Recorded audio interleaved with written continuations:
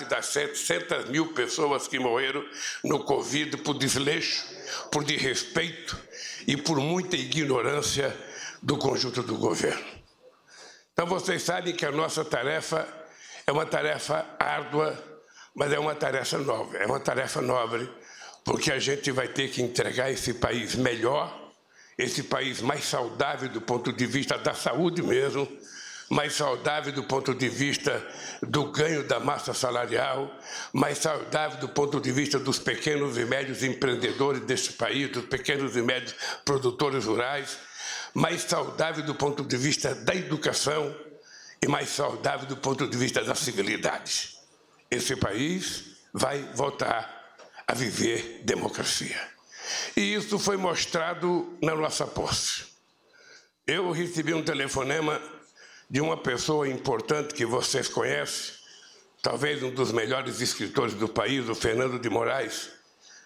Fernando de Moraes me telefonou para dizer o seguinte: ele tinha participado da posse na Argentina em 1972.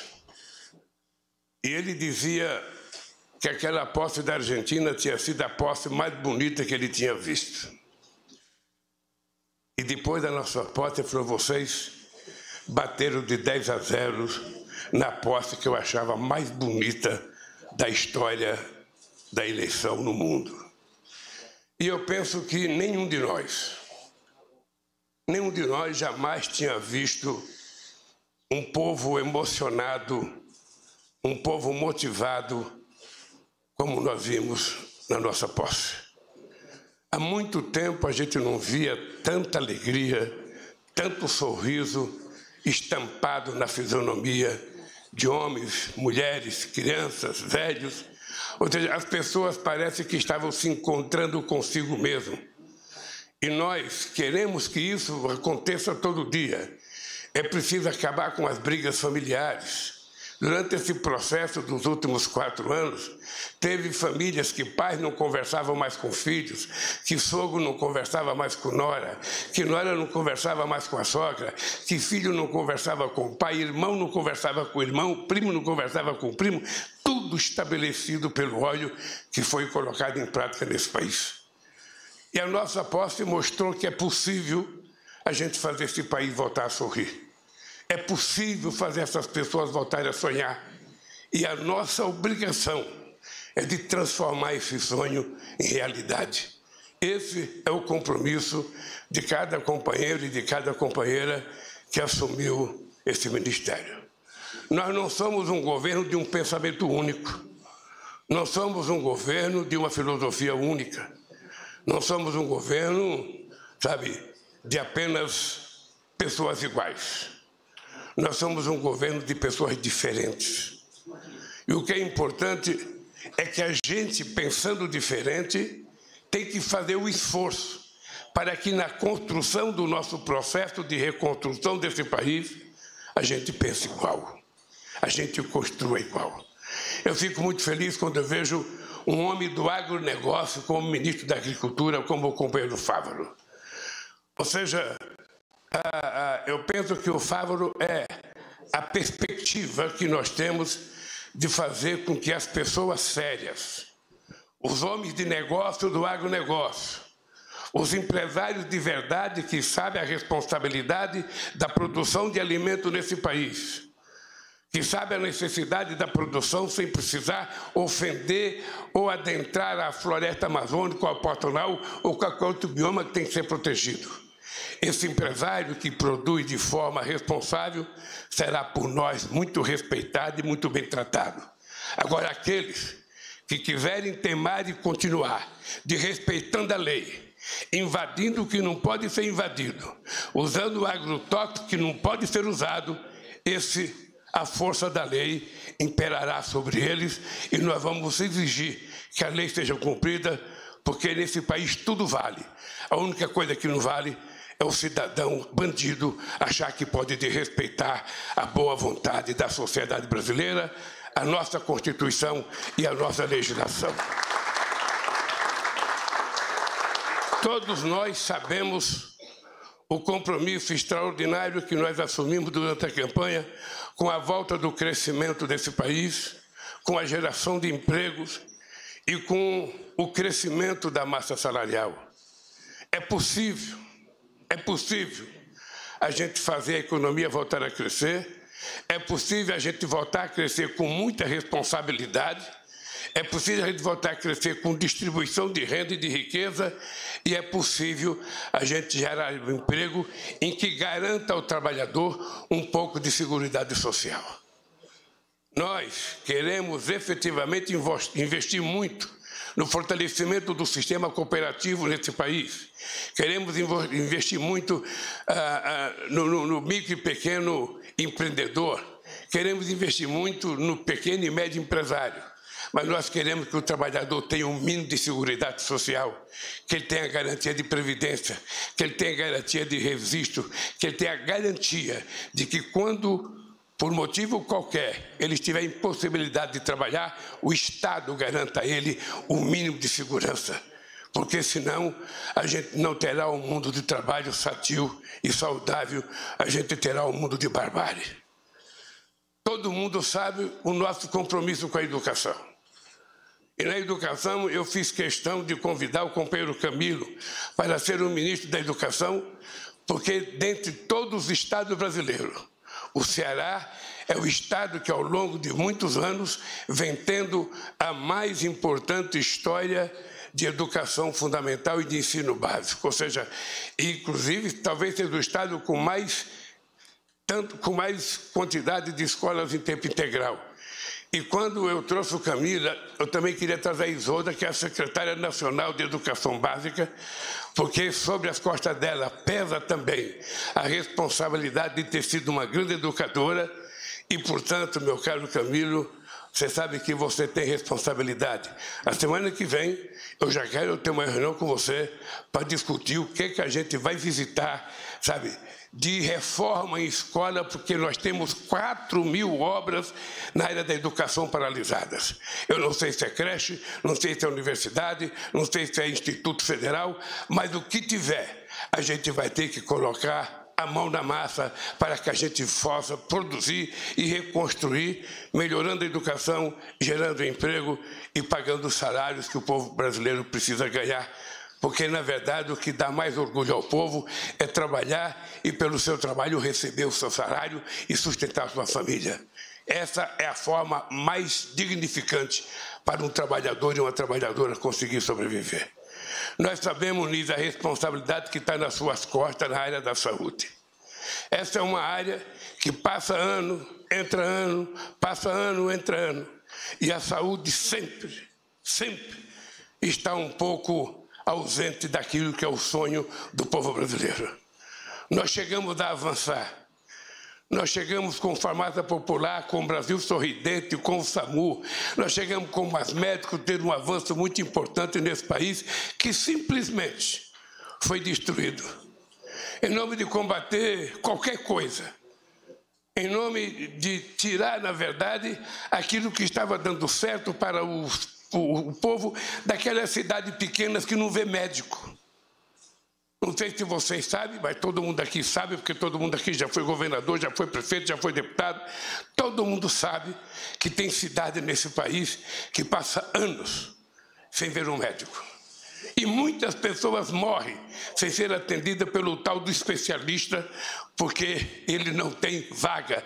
Às vezes ele vai no médico, às vezes ele vai numa UPA, é consultado, pede uma consulta no especialista, ele vai marca-se para 12 meses, para 13 meses, para 9 meses. Às vezes a pessoa morre sem ter direito a esse médico. Se nós não resolvermos esse problema, nós não estamos fazendo jus ao voto e à expectativa que esse povo depositou em nós. Por isso, meus queridos companheiros e companheiras, nós estamos fazendo essa reunião aqui. Eu sei que nenhum de vocês ainda montou o governo. Nenhum de vocês ainda montou o ministério. Só foi dado a vocês o direito de escolher o secretário executivo e o chefe de gabinete. É importante que até, possivelmente, depois do Rui vai falar, até o dia 24, quem sabe, já tenhamos o governo todo montado. Eu só queria que vocês levassem em conta. Primeiro, eu não tenho vergonha de dizer que nós vamos montar o governo com gente da política muito competente. vamos montar o governo com gente técnica muito competente. Eu não faço distinção e não quero criminalizar a política. Todo mundo sabe da nossa responsabilidade. Todo mundo sabe que a nossa obrigação é fazer as coisas corretas, é fazer as coisas da melhor forma possível. Quem fizer errado sabe que tem só um jeito. A pessoa será simplesmente, da forma mais educada possível, convidada a deixar o governo, e se cometeu algo grave, a pessoa terá que se colocar diante das investigações e da própria justiça. Eu já carreguei na pele muitas coisas ruins. Eu já presidi esse país 8 anos e fiz muitas reuniões nessa mesa. A mesa era menor. Não era tão grande e tão sofisticada, era mais rústica. Mas essa aqui está mais bonita. E eu só tenho um compromisso com esse país. Primeiro, ser honesto com o povo brasileiro e ser leal e honesto com vocês. Eu primeiro sou grato a todos vocês terem aceito o convite que foi feito para vocês fazerem parte do governo. Segundo, muitos de vocês são resultado de acordos políticos. Porque não adianta a gente ter o governo tecnicamente mais formado em Harvard possível e não ter um voto na Câmara dos Deputados e não ter um voto no Senado. É preciso que a gente saiba que é o Congresso que nos ajuda. Nós não mandamos no Congresso. Nós dependemos do Congresso e, por isso, cada ministro tem que ter a paciência e a grandeza de atender bem cada deputado, ou cada senador, ou cada senadora que o buscar.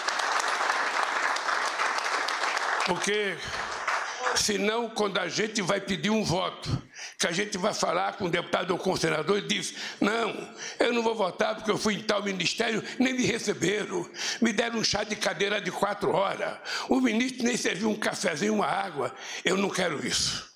Nós temos que saber que nós é que precisamos manter uma boa relação com o Congresso Nacional e cada um de vocês, ministros, tem a obrigação de manter a mais harmônica relação com o Congresso Nacional. Não tem importância que você divirja de um deputado ou do senador. Quando a gente vai conversar, a gente não está propondo casamento. A gente está propondo aprovar uma tese ou fazer uma aliança momentânea em torno de algum assunto que interessa ao povo brasileiro. E eu quero dizer para vocês que vou fazer a mais importante relação com o Congresso Nacional que eu já fiz. Eu já tive 8 anos na presidência e eu quero dizer aos líderes, ao Jacques Wagner, ao Guimarães, ao Randolph, que dessa vez vocês não se preocupem, que vocês vão ter um presidente disposto a fazer tantas quantas conversas for necessário com as lideranças, com os partidos políticos, com o presidente Rodrigo Pacheco e com o presidente Arthur Lira. Não tem veto ideológico para conversar e não tem assunto proibido em se tratando de coisas boas para o povo brasileiro. Então eu quero que vocês saibam que vocês contem comigo, porque eu tenho consciência que não é o Lira que precisa de mim. É o governo que precisa da boa vontade da presidência da Câmara. Não é o Pacheco que precisa de mim. É o governo que precisa, sabe, de um bom relacionamento com o Senado. E assim nós vamos governar esses 4 anos. Eu tenho dito para todo mundo que esse será o mandato da minha vida. Todo mundo sabe que eu tenho uma obsessão para acabar com a fome nesse país, eu tenho uma obsessão para garantir e melhorar a saúde para esse povo, e eu tenho uma obsessão porque eu conheço muita gente que morreu com receita no criado, na beira da cama e não tinha 50 reais para comprar o remédio. E agora a questão da educação. Nós precisamos, de uma vez por todas, dar um salto de qualidade no ensino fundamental e no ensino básico. É preciso que a gente tome consciência. Se a nossa criança não for bem formada no ensino fundamental, no primeiro, no segundo, no terceiro, no quarto, na 5ª série, se ele não for bem formado, ele terá mais dificuldade de amanhã se transformar numa pessoa intelectualmente mais preparada, num profissional mais preparado. E o Brasil precisa dessa gente bem formada, porque o Brasil não pode passar mais um século exportando minério de ferro e só exportando soja ou milho. Nós temos que exportar conhecimento, exportar inteligência, importar coisa mais sofisticada com valor agregado para que esse país dê um salto, deixe de ser um país em desenvolvimento e passe definitivamente a ser um país desenvolvido, fazendo parte daqueles países que se orgulha de ter o seu povo tomando café, almoçando e jantando todo dia, de ter o seu povo com qualidade educacional, de ter o seu povo com qualidade, sabe, de moradia, de ter o seu povo com qualidade de vida, que é o que todos nós prometemos durante toda a nossa vida. Por isso, companheiros e companheiras, nessa primeira nossa reunião, Margarete, se prepare, porque nós vamos ter que fazer uma revolução cultural nesse país. Se prepare que nós vamos fazer, esse povo precisa de cultura, porque parte da violência que existe nesse país, ela não existe por falta de polícia, Flávio Dino, ela existe pela ausência do Estado no cumprimento das suas obrigações. Está faltando escola, está faltando saúde, está faltando lazer, está faltando esporte, está faltando quase tudo. Um jovem sem área de lazer, um jovem que mora num barraco de 3 ou 4 metros quadrados, que quando abre a porta não tem 1 metro quadrado para ele brincar. Que jovem nós estamos criando? Que brasileiro ou brasileira saudável a gente está criando? Então o Estado, ao invés de cumprir, ao invés de culpar o povo pobre da periferia, a gente tem que culpar a ausência do Estado e nós vamos fazer um esforço, companheiros, para estar presente aonde o povo precisa de nós. Esse é um compromisso que eu não arredarei o pé. E por isso eu digo todo dia, vocês vão ver um senhor de 77 anos, com energia de 30 só, e que não vai ter 1 minuto de cansaço, enquanto a gente não conseguir resolver o problema dessa sociedade. Nós já provamos uma vez que é possível. Nós já provamos, esse país já foi a 6ª economia do mundo. Esse país já aumentou o salário mínimo em 74%. Esse dia eu fui conversar com uma pessoa que disse, olha, mas agora foi bancarizado 16 milhões de pessoas. E eu disse, mas no meu governo foi bancarizado 70 milhões de pessoas. Nós colocamos uma Argentina e uma Colômbia dentro do sistema bancário, sabe, com mulheres que catam papel, com o pessoal do reciclagem, com o povo de rua abrindo conta na Caixa Econômica Federal. Você tem que ver, Zé Múcio, o que uma mulher chorou a receber o cartãozinho dela da Caixa Econômica porque ela abriu uma conta. Coisa que para nós não tem nenhum valor, para o povo pobre tem um valor incomensurável. Por isso, companheiros, eu vou passar a palavra para o companheiro Geraldo Alckmin, que além de ministro, além de coordenador da transição, virou ministro do Desenvolvimento, Indústria e Comércio.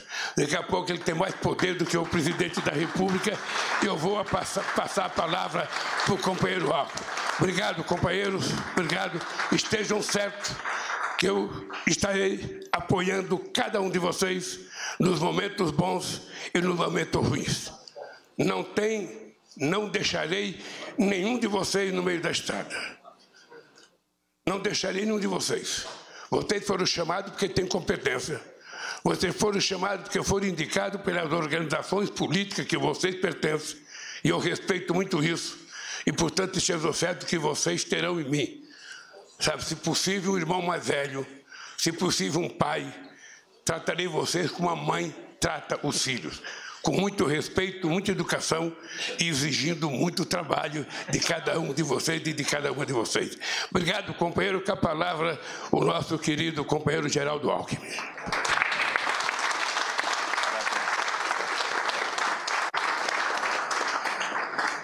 Bem, companheiro presidente. O presidente Lula disse que na posse com o ministro eu falei muito. Então eu vou falar pouquinho para compensar. Mas uma alegria, hoje é dia 6 de janeiro, é um dia histórico, onde nos encontramos aqui na primeira reunião ministerial do presidente Lula, e 6 de janeiro é o dia dos Reis Magos e o dia da gratidão. E acho que nós temos aqui 2 gratidões siamesas. duas gratidões que se complementam, ao povo brasileiro e ao presidente Lula. Ao povo brasileiro, o povo brasileiro deu uma aula, porque olha que em quase 50 anos de vida pública, eu nunca tinha visto um uso e abuso da máquina pública como ocorreu nessa última eleição. O que podia, o que não podia ser feito, foi feito para ganhar a eleição. E a resiliência, o espírito correto prevaleceu. O povo deu uma aula. E o povo mais simples e mais sofrido, os mais desfavorecidos. E é impressionante esse sentimento da gratidão. Antes da posse, presidente, finzinho de dezembro, eu, perto de casa, tenho um boteco, apelidei de Palácio do Português, é o Boteco do Português, que eu ia despachar lá, eu fui a pé, e tem um ponto de táxi ali na esquina. Eu, Dr. Geraldo. Aí fui lá, dei um abraço neles, e um deles, ele é aposentado. Então, ele deve ganhar um salário mínimo do INSS e fica ali no ponto de táxi para poder complementar um pouco a renda. Olha, queria agradecer. Nós já tivemos, pela primeira vez, aumento real do salário mínimo. Aí foi o Wellington, cadê o Wellington? O Wellington que colocou, foi 1,5%, não foi, Wellington? Impressionante, foi 1,5%, mas foi aumento real. Transmita ao presidente Lula o nosso agradecimento. Transmita a ele o nosso abraço. Já tivemos esse ano o aumento real do salário mínimo. Acho que nós temos a gratidão ao povo brasileiro, que deu uma aula de democracia, e gratidão ao presidente Lula, porque só ele ganharia essa eleição. Ninguém mais ganharia essa eleição. E gratidão a gente retribui com trabalho. Então, a nossa responsabilidade de cada um de nós aqui é enorme, né? Enorme. Frente ao presidente, que nos proporcionou essa confiança, essa oportunidade de trabalharmos pelo povo, e frente ao povo brasileiro, que deu uma aula nesse processo democrático. Bom trabalho, presidente Lula. Conte conosco.